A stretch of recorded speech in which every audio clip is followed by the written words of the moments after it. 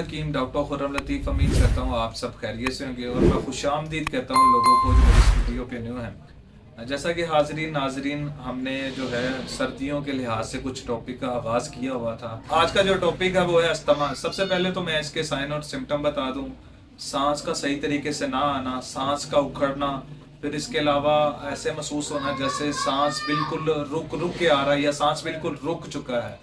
अच्छा, इधर एक चीज़ मैं आपको बताना चाहूँगा कि जिनको ये मसला और मसाइल आता है, साथ में उनको हो सकता है कि उनको उनके मिजाज के मुताबिक फैटी लीवर भी आ सकता है, पित्ते में पथरी भी आ सकती है, फिर इसके अलावा यूरिक एसिड का भी मसला आ सकता है, गुर्दों में भी मसला आ सकता है, और साथ में उसको बलगम जो है वो काफ़ी मकदार में आ सकती है। और साथ में उसका सबसे बड़ी बात यह है कि जब वो खांसी करता है ना, खांसी करने के साथ उसको उसका जो चेहरा है वो बिल्कुल लाल हो जाता है, और कईयों की जो चेस्ट है वहाँ पे इन्फेक्शन टोटली तौर पे जो है वो ब्लॉक हो जाती है।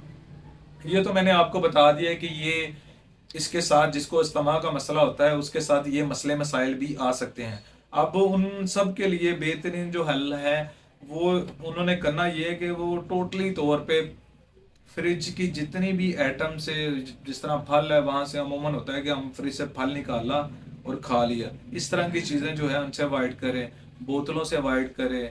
फिर इसके अलावा चावल के बाद जो है पानी का जो है कम इस्तेमाल करें, पराठे का जो है वो कम इस्तेमाल करें, ये इसके लिए ज़रूरी है। और बाहर जब भी निकले मुंह के आगे मास्क लाजमी रखें। अब हम बात करेंगे कि इसके लिए सबसे अच्छा जो टॉनिक है, सबसे अच्छी जो चीज़ है जो इस्तेमाल के जिसको प्रॉब्लम आ जाती है, साथ में जिसको खांसी का मसला आ जाता है, तो उसने करना क्या है, वो करना ये कि एक छोटी चाय की चम्मच ले ले, उसके अंदर जो है आपने शहद लेना है और काली मिर्च और साथ में जो है काला नमक, ये थोड़ा सा मिक्स करके जो है ना उसको खा ले।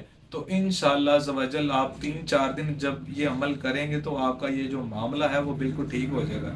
और साथ में आप ये भी कर सकते हैं, गर्म पानी के अंदर जो है शहद डाल के वो भी इस्तेमाल कर सकते हैं, 3-4 दिन वो भी आप इस्तेमाल कर सकते हैं।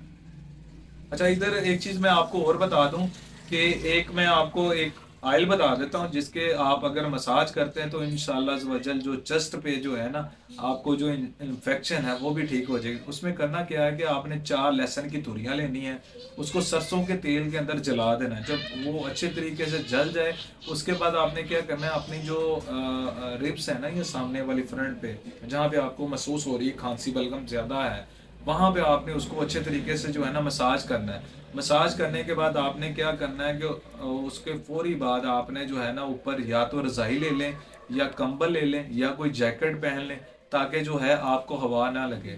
तो इंशाअल्लाह ज़वजल आप ये जब मामला करेंगे तो आपके जितने भी पुराने मसले मसाइल होंगे तो इंशाअल्लाह ज़वजल वो बिल्कुल ठीक हो जाएंगे। उम्मीद करता हूँ आपको मेरी ये वीडियो पसंद आई होगी। इसको लाइक और शेयर लाजमी कीजिएगा। अस्सलाम वालेकुम।